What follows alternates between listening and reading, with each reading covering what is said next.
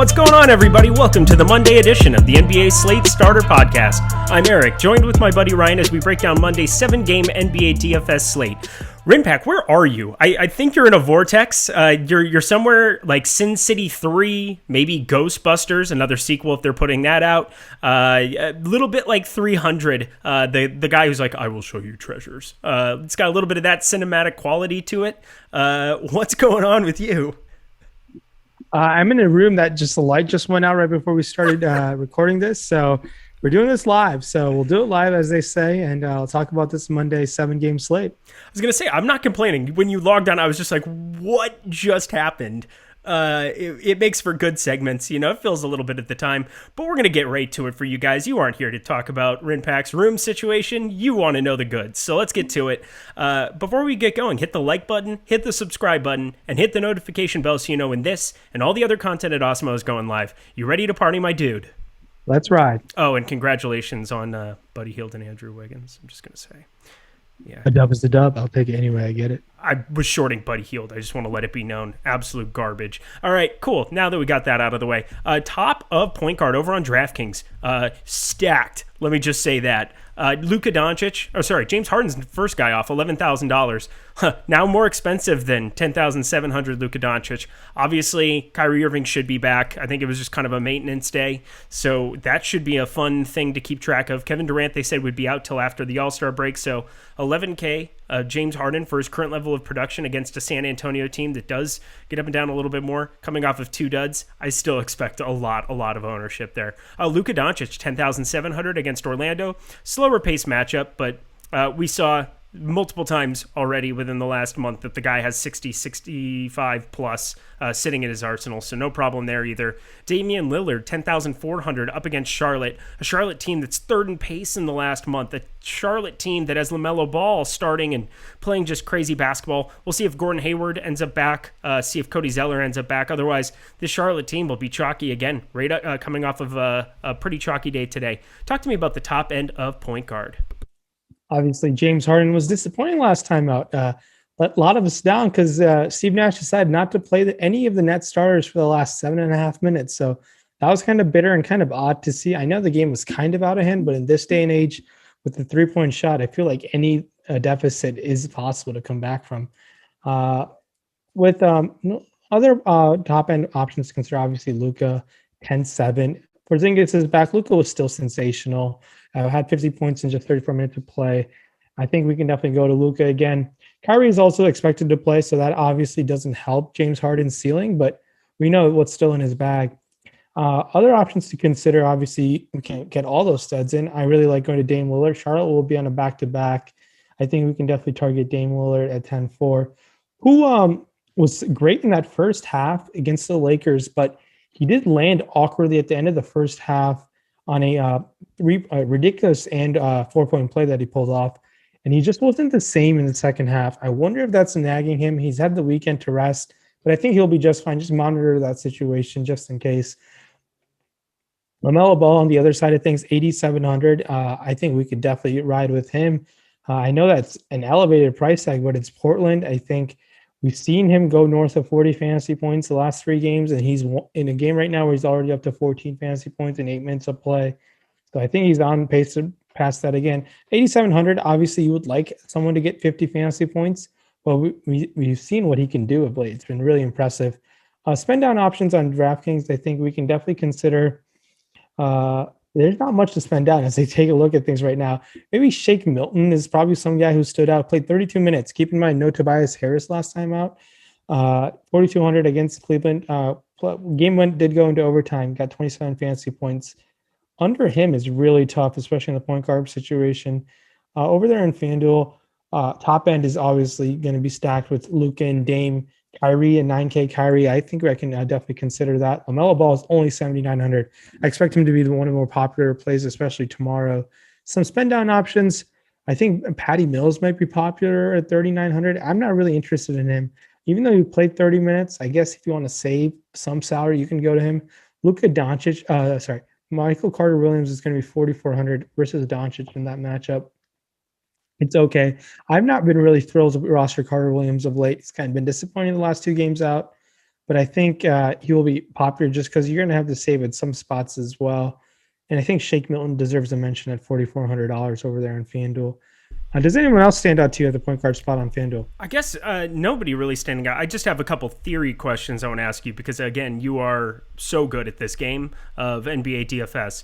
Do you think Michael Carter Williams would have nearly the ownership he has for the last, 2 weeks if he hadn't played Sacramento his first game back after being hurt? Because he ended up smashing for 36.9 against Sacramento, which is, again, the best matchup, fastest paced matchup you could possibly get on the board. Do you think that he carries the ownership he has in the last however many had he not played 27 minutes? Because I think people have both expected the minutes to trend up. They haven't. They've literally stayed the same, if not gone down in some spots. And then you're getting Evan Fournier now alongside him, who just got healthier. A huge usage knock there. And then, again, everybody's chasing that one game that we all missed out on from Michael Carter Williams. I think a lot of the slates, it feels like Orlando's been on some larger slates where sometimes naturally you go to a stars and scrub build, and on FanDuel we get the roster too. Especially on FanDuel, he's been popping up quite a bit. I think that's the reason why he's been garnering quite a bit of ownership, and sometimes he's kind of graded out to be a good play because there hasn't been many options when cheaper than him. You're gonna have interest in some cheap point guards just because for roster construction you want to pay up in other spots. That's why I think he's been getting some ownership. I'm not too sure about missing out on the Sacramento. Could be a reason. You bring up a great point. But I think the minutes put together, obviously Orlando was dealing with a big injury situation. All those things put together, I think, has been the reason why. Yeah. So in the spirit of that, Michael Carter Williams is at 4,400. He would make some sense. I'm not saying that he's the worst play ever, but you could go down if Oladipo continues to be out. Sterling Brown, Thomas Satoransky's 3,800. Not like the most enticing of plays, but if you're looking to punt, go ahead and just punt. Shake Milton, don't mind that. Monty Morris, 4,800. Chicago's a good matchup to have. Don't mind having a little bit there. He did get to 30.1 and basically stopped scoring against Washington. He blew up that first half and just continued to show nothing there in the second half, sadly. But anywho, you ready to move on to shooting guard? Let's do it. All right, cool. Top end on FanDuel, James Harden, 10,700. Zach LaVine, 9,300. Donovan Mitchell, 8,300. So you're basically looking at Harden, who's going to eat up a lot of the spend up at the position, rightfully so, I should say. Zach LaVine, going to be a little contrarian, but again, I've been talking about just the crazy amount of shooting volume. Hasn't shot the ball as well of late, but still, just from a pure scoring aspect, he could put up 35 real points. Just got to see a couple of these other adding stats just jumping in at some point. Maybe if he spikes a steal upside one time here, that would be really, really nifty. Otherwise, 9,300 is just a big number to pay for him on FanDuel. And then Donovan Mitchell up against New Orleans. This is a team that's starting to play more like what we expected them to from the get-go, just up and down, faster pace as of late. Got Steven Adams back, though, so maybe it's going to slow it up a tiny bit. But Donovan Mitchell, somebody that has shown a ceiling multiple times here. We'll see how, Mike Conley should be back. He had kind of a service day, but would make for a contrarian play up top at shooting guard. Talk to me a little bit about the Beard. Talk to me about some of these other guys. And then I should say, DeMar DeRozan, 8K up against Brooklyn. Sad about his dad, but came right out. 38 minutes, 54.7. I expect him to also be super popular. Talk to me about shooting guard. Yeah, I think looking at things over in DK, Kyrie obviously has shooting guard eligibility.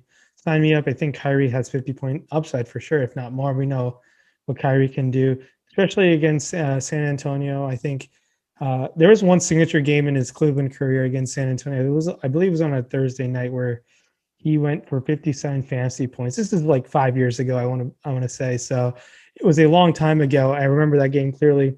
But I like Kyrie Irving, regardless of the history versus San Antonio. $9,100. I think we can definitely consider that. Malcolm Brogdon, if he plays, $8,100. It's been just a model of consistency. It's knee soreness. Maybe there's a minutes limit to consider there. Keep in mind there. I think Zach LaVine might be a spend up option, but we just saw what he did a couple games ago, where he scored more real life points than fantasy points. Just and dumb. The real life points was at 35. So that's saying something in Zach LaVine's game. He's a pure scorer. The points really need to be there for him to get there for us. Spending down in the shooting guard spot on DK, I think there's a mid-tier options of Milton, Josh Richardson, Dwayne Bacon doesn't seem interesting. Maybe Justin Holiday at 5,100 if Brogdon is out. He just gets a ton of minutes and he might get an extra few shots. Oladipo 7,700. Keep in mind what he just did. I think he turned down a 2-year, $45 million extension. I don't think he wants to stay in Houston. I think Houston's going to try to shop him with that news. The Houston ownership is just a mess right now. It's just been a very peculiar season, and the ownership group really has been disappointing over there. Over there in FanDuel, Harden, LaVine lead the way over there. Obviously, finding enough value to get to Harden seems very nice. We know what he can do. I don't have to say that again. Donovan Mitchell, 8,300 versus New Orleans. I have some interest. Last time he played them, had put up 50 fantasy points, and he's had a couple games above 50 in his career against the Pelicans. I like Donovan Mitchell, $8,300. And I think it's fine to spend down to DeMar DeRozan. It's against Brooklyn. The Brooklyn defense, we've just seen teams time and time and again just have their way against them. So, and if Gordon Hayward is out, Terry Rozier is $6,800. It's been disappointing to start this game against Sacramento, but I think we can consider Terry Rozier in this instance if Gordon Hayward is out with that hand injury. Eric Gordon just disappointed everyone and their mom at $5,300 on FanDuel, but I'm willing to go right back to him if there's no reason for him to be resting on a back-to-back, I don't think. But 5,300 versus Cleveland, I'm willing to go back to EG. I don't want to, though. I don't have to, right? Like, I'm not required by law. Okay, cool. Then I'm probably not going to because I'm so sick of this cat. Oh, my God. Also, happy Buddy Hield night. I just had EMAC tweeting at me, of all people, letting me know that it's Buddy Hield night. Considering I have 2 Hornets and 2 Kings players in every single lineup tonight over both sites, and I'm still underexposed to Buddy Hield. I'm not very happy right now. It's not good times in the Lindquist household. I might be eating ramen. Going down a little bit here on shooting guard. You do have Michael Carter-Williams, who would be shooting guard eligible in DK, but 5,400. Like, just get out of here with that crap. Korkmaz ended up starting. I didn't mind going to him as like a pure punt. He was sitting at the min on FanDuel the other night, but only played 20 minutes. So we saw that 28-minute game where he started against Toronto, and then here against Cleveland, started but just didn't get any runs. So probably a little bit out of play for me there too. We're looking at another situation. I'm going to be very interested what the Charlotte box score looks like at the end of the night to see kind of where ownership spreads out. We got a wonky Charlotte lineup. I talked a little bit about it on the Live Before Lock show where I was like, I had a feeling that it could be a weird lineup, but Biyombo starting and McDaniels starting was not what I was expecting tonight. But we'll see what the box score ends up being. I want to see what Martin's minutes are. You could be looking at Cody or Caleb. Either one, who cares? 3,600, 3,500 on DraftKings. Maybe just like a pure punt, last guy in kind of a situation. But obviously those tags come up even a little bit, and that might be too much on this kind of a slate. But only a couple dudes in the lineup. If Gordon Hayward misses, if Cody Zeller misses, the minutes got to go somewhere. So Cody Zeller is expected to play tomorrow. He is expected. Okay, just like I saw that Victor Oladipo was just out for injury management today. So look at Oladipo 7,600 against Cleveland being a little bit of a contrarian spot. Colin Sexton in that same place on FanDuel 7,100.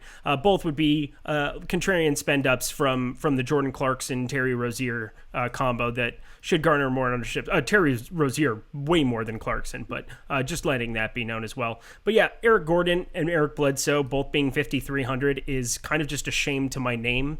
I don't really know what to say other than that. I apologize from all Erics spelled E-R-I-C. Moving on to small forward, yes?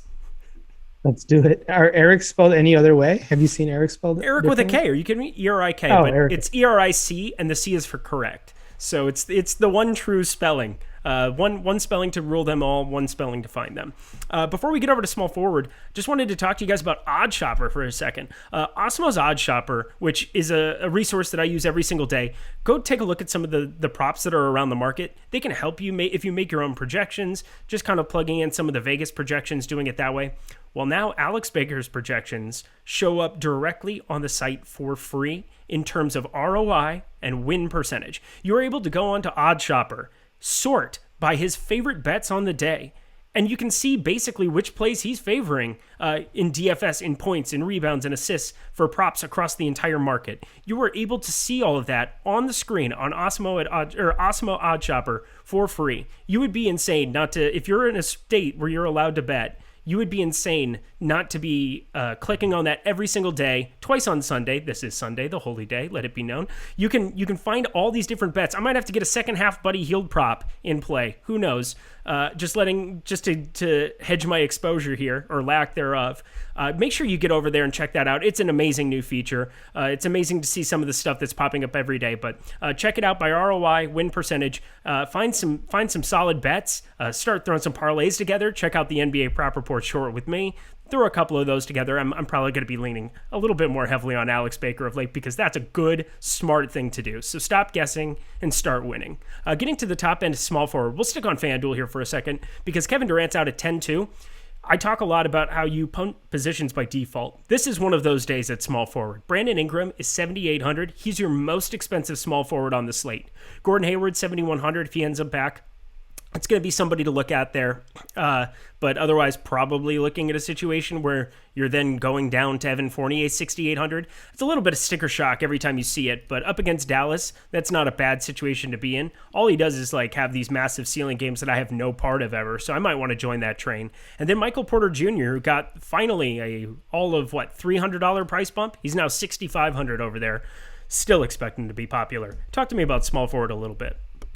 Especially on FanDuel when you're rostering too, I think organically you're going to be having to punt in a lot of situations to pay up for studs like Harden, Luka, and some. We'll talk about the front court situation once we get there, but just in general, I think that's just going to happen. Going down the small forward list on FanDuel, Ingram looks a fine option at 7,800 versus Utah. They did play Utah earlier in the year. I want to say twice already. They had a back-to-back. He struggled both games out. So maybe it's something just off of matchup. Maybe it's not exciting, but that price tag sticks out. We know what his upside can be. Gordon Hayward goes versus Portland. I like saving those $700 and going to Gordon Hayward. Seems like a fine option to go. Porter versus Fournier. I think I prefer Porter against Chicago. I like the matchup better. I think Porter was on his way to a monster game, but they were waxing OKC by quite a bit. So that's why he didn't get 8 more minutes than the 28 he got. And Keldon Johnson plays versus Brooklyn. He's questionable right now. I think we can definitely consider him as an option. Other options in the mid-tier, Bogdanovich, Barton's price tag stands out to me. Derrick Jones Jr. is up to 5,300. A little too inconsistent of a player, but he has been very consistent the last 7 games as I take a look at how he's performed. I think he's an okay option. I'd be willing to save down for guys like a Josh Richardson and Will Barton compared to Derrick Jones Jr. And any guys who stand out in the 3, with the number 3 on FanDuel, no one really below 4K currently stands out to me. We'll see what value opens up throughout the day, though. Yeah, over there on DK, it's not pretty down there in general, and even guys in this mid 4s tier like Doug McDermott has started seeing a lot less run of late. 22 minutes his last 2. Josh Richardson is you're playing with fire there on DraftKings. Yeah, you're looking at some of these mid-tier options, and it's like, where can you possibly find somebody down below 4K? Because we do want to punt. Again, you have both the Martins sitting right next to each other there, so that might be a spot to go to. We'll see again how much run they get here tonight, but continue on. Yeah, so over there on DK, obviously Ben Simmons is going to be considered an option for some sort of ceiling versus Indiana. Played Indiana, I want to say in January, about a month ago, put up 49.5 fantasy points. Seems like an all right option. I think he won't have much ownership the way things stand right now. And Gordon Hayward, 7,300. I like that quite a bit versus Portland over there. So trending down options, maybe Bogdanovich, 5,200, can catch an upside versus the Pelicans. You put up 25 the last time you got him. It won't kill you when he puts up 25. You really want someone who can put up 30, 35. Bogdanovich just has to get hot from 3 to be considered in play. And outside of that, no one really at their price tag stands out. I think you can take some shots at Tim Hardaway Jr., 4,800, but he's the minutes haven't just been there. He's been coming off the bench at times, and now just played 21 minutes in the blowout, but he can get hot at that price tag, especially with a 3-point bonus. You can definitely consider THJ. And that's about it, really. No one really else stands out to me right now with the prices on DK. It's a bad position. It might be like DeMar DeRozan and move on in a lot of situations. What do you think about that? Yeah, him and Gordon Hayward, if Hayward goes, yeah. Yep. I think those are the way to go. Agreed. I also kind of realized if you're watching this on YouTube, it's a little bit like Rinpak is a child who's sitting at his iPad late at night when he shouldn't be, and he's sitting underneath the covers, and it's just illuminating him everywhere. A little bit of that. You snuck your iPad in past bedtime. Oh my god. That's what it looks like. Yeah, I can see that my shadow in the background just like It's hovering over me. So good. Oh, all right. Going to power forward. We're going to stick on DK here for you. Sabonis 10-1. So the price tag's coming down. That's an exciting thing. Going from the 10-5 to the 10-4 to the 10-1. Sabonis against Philly. That's a not great matchup, but it's Sabonis. He's going to do a little bit of everything for this team. Makes for a low-owned tournament piece. Zion Williamson 9K up against Utah. Zion Williamson's 9K. I can tell you one thing. I rode that price tag up. That's a nice feeling. Wish I had more of him than I did in certain spots because the guy isn't just consistent, but he's starting to put up ceiling games. We've seen 4 in a row now of 48 plus. You'd obviously want a little bit more than that. You'd be looking more at 55, 60, paying 9K for him, but gives you a little bit of savings off Sabonis. And I think not too crazy to say closer to the same ceiling. Just because of how good Zion has been day in, day out. Brandon Ingram, 8,400, sitting down there as well at that position. It's pure score, another piece of the Pellies in this tough Utah matchup, but at least Utah plays with pace, so you can't like completely knock it. And then DeMar DeRozan, also power forward eligible. Who do you kind of prefer at the top end of power forward? Because these are all going to be contrarian spend-up options, not DeMar DeRozan. Sabonis versus Philly, 10-1, man. That's I feel like it makes sense to spend up for other studs than a guy who's recently in the five-figure price range, but he's been so consistent all year long. Against Philly's okay. Nothing that really excites me about this matchup. Maybe if Brogdon's gone, some extra shot volume finds his way. Not really excited for Sabonis, but if he's going to be low on, we know what he can do. Over there on FanDuel, I think targeting guys like Zion, Porzingis, 7,800. Porzingis looked really good against Brooklyn in just 26 minutes of play. I like going to that 7,800 price tag. Tobias Harris goes. I think I'll have some interest at $7,100 for sure. The other price tags that stick out to me, LaMarcus Aldridge versus Brooklyn. He only played 23 minutes last time. But if he somehow finds 30 minutes against his Brooklyn team, I'll have some interest at that price tag for sure. Some spending down options. No one really stands out. Maxi Kleber, 3,800. I like his minutes. That's kind of nice at that price tag. You'll take anyone who plays high 20 minutes outside of PJ Tucker, but Maxi Kleber, 3,800. There's an upside for him to do really well. Alfred Camino's cracking the 20-minute mark. It's just a price play. Nothing really else excites me about Aminu. And if for some reason if Zeller doesn't play, I think we can consider Washington. But all things seem like pointing towards Zeller playing. Over there on DraftKings, we got Porzingis 8,200. I have interest for sure. Zion has been a monster of late. 9K doesn't seem like anything that I'm afraid of, just because of the way they're involved. So Zion's your pick. Zion, out of the top tier guys, out of Sabonis, Zion, Ingram, pick one. Oh, okay. Is Porzingis an option? Oh, I'll give you Porzingis. Fine, Porzingis. Take Porzingis. Take the cheaper guy. Go ahead. Continue on. Yeah, I like Porzingis. Yeah. Out of those guys for sure. I think Porter Jr. could pay off that price tag at 7K. A lot of things have to go right for him to pull that off, but the matchup is definitely in his favor. And that's really about it. No one really else standing out right now. Hopefully, fingers crossed, some sort of value opens up for us, but it's tough to go really stars and scrubs the way things look right now. You had Royce O'Neal get 10 rebounds and not put up a double-double, which was very hurtful. Had a little bit of that, yesterday? Would have been nifty for me on DK, but you know what you're getting into with Royce O'Neal. 4,800, just a pure punt. Somebody that could we've seen him spike 35, 40 in certain spots. If he had gotten 3 more actual points, that would have been well over 30. I think there would have been more clout's not the right word. There would have been some more chasing for sure, some point chasing involved. So Royce O'Neal, wouldn't mind a little bit there. But looking at this bottom end, it does get rough. Taurean Prince is back, so Dean Wade, bye-bye. Not really anything else that I would be looking at there either. You ready to round this thing out? Well, let's do it. Let's cruise over to to center on FanDuel. Let's finish on FanDuel. Jokic, 11K. Nikola Jokic against the Bulls. I'm going to have a lot of Nikola Jokic against the Bulls.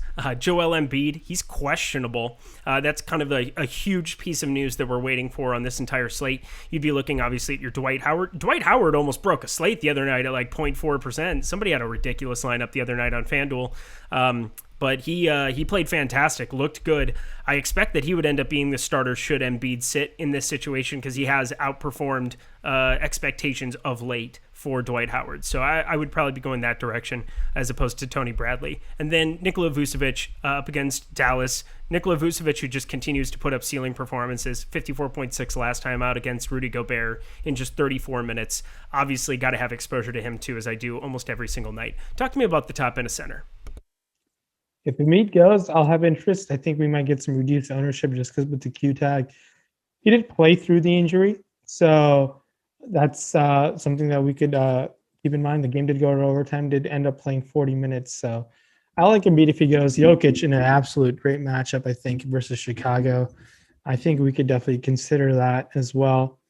And Vucevic has just been a stud all year long, just carrying Orlando to whatever sort of relevance so they can. I mean, a bunch of L's along the way, but he's putting up the numbers for sure.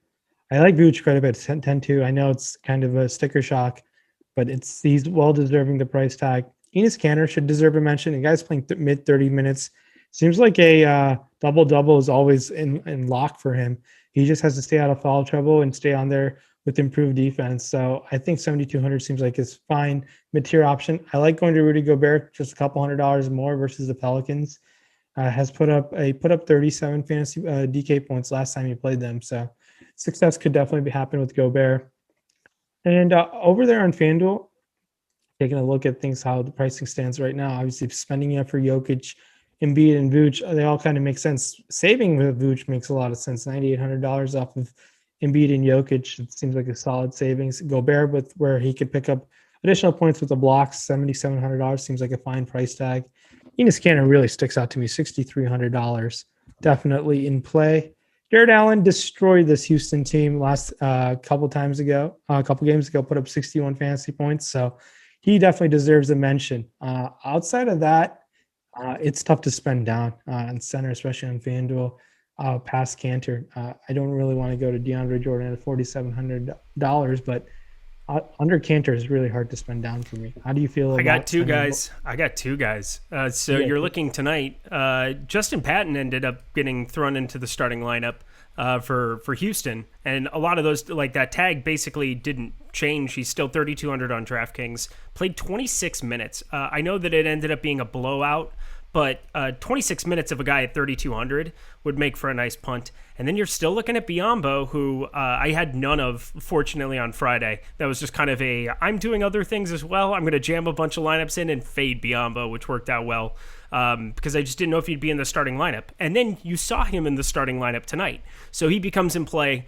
Both of those guys also at 3,500 on FanDuel would give you a different roster construction, just completely punting that position. But both would be viable if you could project him for 24 plus minutes. Patton would be a tougher one to get a gauge on. Biyombo, though, starting tonight, we'll see kind of how everything goes against Sacramento, but this is just as good of a matchup, if not a little better, up against Kanter. So if Biyombo ends up getting the start of Zeller, doesn't end up playing, wouldn't mind going there. But you said Zeller is expected to play, correct? That is correct, yeah. So I just want to throw it out there in the event that you hear news to the contrary at any point tomorrow. Again, we are in the speculation market the night before, taking a look at some things, giving you some takes on some nice prices, giving you some takes also on if certain things happen, if then statements. So that would be mine. Rinpack, any final words for the people tonight? No, thanks so much for joining us for this Monday slate. Good luck to you guys on the slate, and we'll catch you tomorrow night. Love it. Nice, tight, under 30 minutes. Can't beat that, my guy. For Rinpack, for me, we'll see you guys here on Tuesday. Good luck and catch you later.